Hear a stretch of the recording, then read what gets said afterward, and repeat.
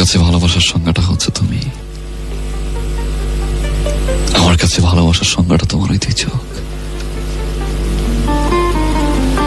আমার কাছে ভালো থাকার সংজ্ঞাটা হচ্ছে তোমার ওই মুখের হাসি। আমার কাছে বেস্ট ফিলিংসটা হচ্ছে তোমার ওই নরম হাতের স্পর্শ।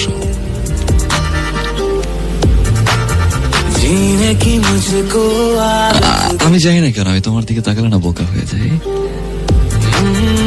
কি জানি ভাবি।